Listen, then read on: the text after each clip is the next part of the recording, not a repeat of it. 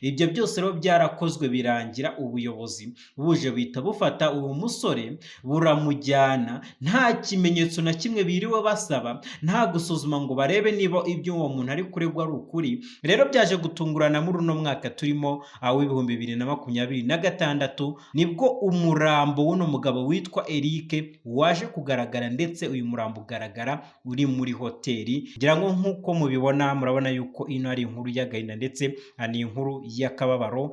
Ibintu byaje kuba kuri uno mugabo witwaga Eric w'imyaka 46 ubwo yari aherereye hano muri Amerika, ariko bikaza kurangira abuze ubuzima, ariko nanone bikaza kugaragara yuko hari bamwe babigizemo uruhare kugira ngo uyu Eric abe yava mu buzima. Mbere yuko uno mugabo bigaragara ko yitabye Imana, hari hashize amezi agera kuri 3 yose ari mu gushakishwa, ariko yaraburiwe irengero. Abantu benshi barapostinga ku mbuga nkoranyambaga zitandukanye, bose bagenda bamenyekanisha yuko uyu mugabo witwa Eric, ndetse bamwe bagashyiraho amafoto ye, abandi bagashyiraho nyine imyirondoro ye ndetse n'indeshyo ye n'uko asa, kugira ngo buri muntu wese uzamubona azahita amenya yuko uwo muntu yabuze, umuryango we ndetse n'inshuti ze bari kumushakisha. Ariko ibyo byose birakorwa, hakorwa ibishoboka byose, birangira uyu Eric atabashije kuboneka. Rero byaje gutungurana muri uno mwaka turimo w'ibihumbi 2026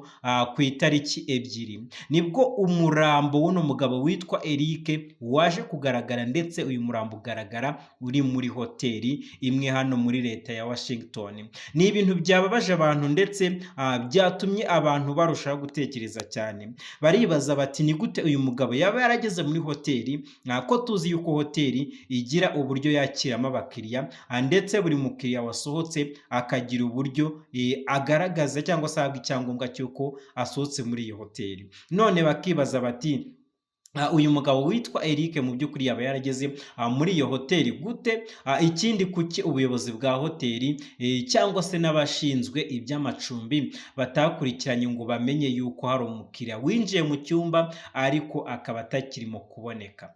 Rero ikintu gitumye ngaruka kuri ibi bintu ni uko nyuma y'amezi 3 yose uyu Eric ari mu gushakishwa, yaje kugaragara ari mu cyumba cya hoteli, ndetse umubiri we warangiritse cyane ku buryo buteye ubwoba. Ni ibintu rero byababaje abantu benshi, ariko nanone bagakomeza gukomwa mu nkokora n'amakuru menshi tugenda tubona ku bantu benshi b'abirabura cyangwa se n'abanyarwanda bari mwa bino bihugu byo hanze. Hari amakuru tugenda tubona yuko ari ubuzima bagenda bakabamo, ariko nyine ugasanga badahabwa agaciro nk'abene gihugu, cyangwa se badahabwa agaciro nk'akabandi bantu bose babana b'abazungu, reka mbivuge gutyo.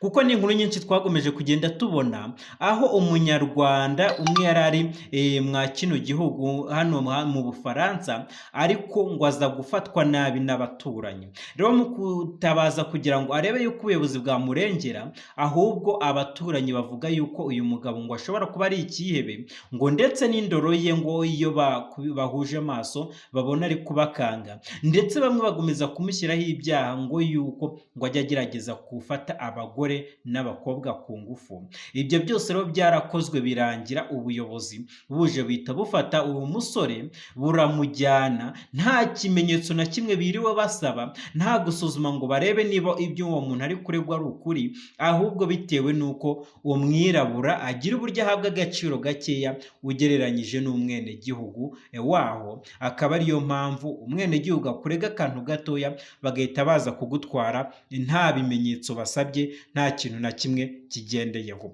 Bimwe mu bintu rero bitumye ngaruka kuri iyo nkuru ni uko uyu musore ndi kubabwira waje kuba watwarwa muri ubwo buryo, abaturanyi babeshye yuko ngo arimo kugerageza gushaka kubafata ku ngufu.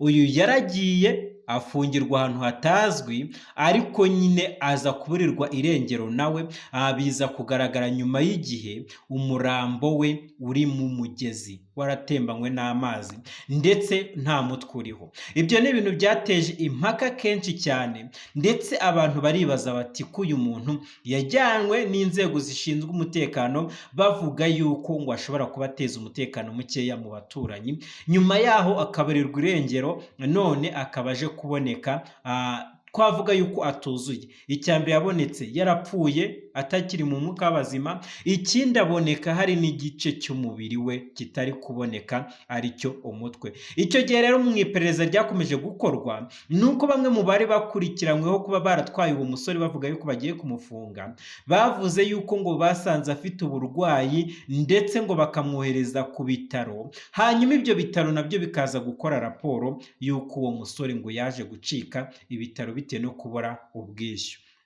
Rero bantu mudukurikira mukunda kujya gushakira amaronko hanze ahantu hatari iwanyu, buriya ujye umenya yuko nyine ahantu hatari iwanyu ntago aba ari iwanyu. Isaha iyo ari yo yose bagukorera agatendo cyangwa se bakagukorera ikindi kintu, ukabona ko nyine icyo kintu uza kuba uri mu rugo iwanyu nta wundi muntu wari bukigukorera muri ubwo buryo. Kabone yuko nababwiye kuri icyo kintu cyo kuba bafata abantu baho cyangwa se imiryango yabo cyangwa se abazungu muri rusange, barangiza bo bakabashyira imbere, ariko wa mwirabura wundi we ntahabwe agaciro nk'umuntu wese uwo ari we usanzwe. Ibi rero birasa nk'ibyabaye kuri uno mugabo witwa Eric w'imyaka 36 imyaka 46, waje gupfa agapfira muri hoteli, ariko ntihagire umuntu ukurikirana ngo bamenye yuko aho hantu haba harimo umuntu ndetse w'umwirabura. Barangiza bagategereza amezi agera kuri 3 yose kugera aho umuntu agenda akangirika, umubiri we ukagenda ugahinduka ifu, nta muntu uramenya yuko mu by'ukuri aho hantu hari umuntu. Ngira ngo bantu turi kumwe mudukurikirana ku Ivuko TV, ngira ngo murabizi ibintu bundi uko serivisi zacu hano mu Rwanda zubatse.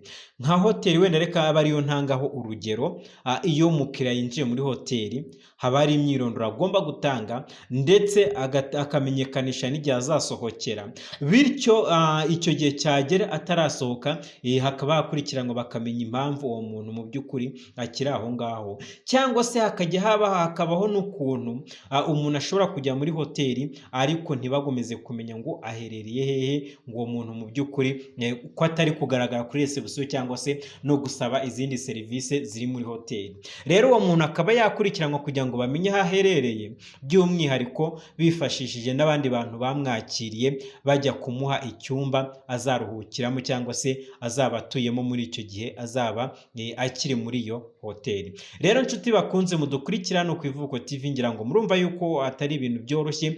Ngira ngo umwaka w'ibihumbi 2025 ku bantu twabanye no ku Ivuko TV twawusoje nabi, twawusoje tubona intambara zitandukanye, twawusoje tugenda tubona impfu zitandukanye hirya no hino, abantu bamwe bagenda bagwa mu mpanuka. None birasa naho nuno mwaka w'ibihumbi 2026 nawo tugiye kubutangira mu buryo navuga yuko butameze neza.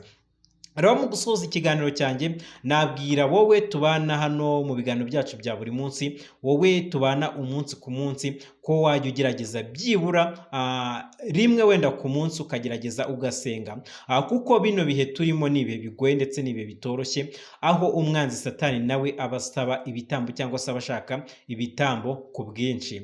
Ariyo mpamvu gusenga ari bwo buryo bwiza bwo gutsinda uwo mwanzi Satani. Rero reka munyemerere nsoreze hano kino kiganiro, ariko nihanganisha umuryango w'inyakwigendera Eric, umugabo wari umugabo mu by'ukuri mukuru ufite umuryango, umugabo w'imyaka 46 waje kubura ubuzima mu buryo bw'amaherere, ndetse n'urupfu rwe mu by'ukuri rukaba rutarimo arusobanuka neza. Rero ngiye twari kumwe hano na Rigad Kwizera. Niba warakanze subscribe nyemerera ngushimire cyane, ariko niba utarayikanda reka ngusabe ngo wibuke kuyikanda, kandi mwese muri rusange mwibuka gukanda like, share ndetse na comment, kuko nabyo ni ingenzi. Rero ciao, ibiganiro byacu nakagaruka umunsi ku munsi. Mwebwe mwese tubana ntabwo tuzabatererana, mujye mwibuka kutuba hafi, kuko uko mubikora cyangwa se uko mubitugaragariza natwe nibikomeza kudutera imbaraga.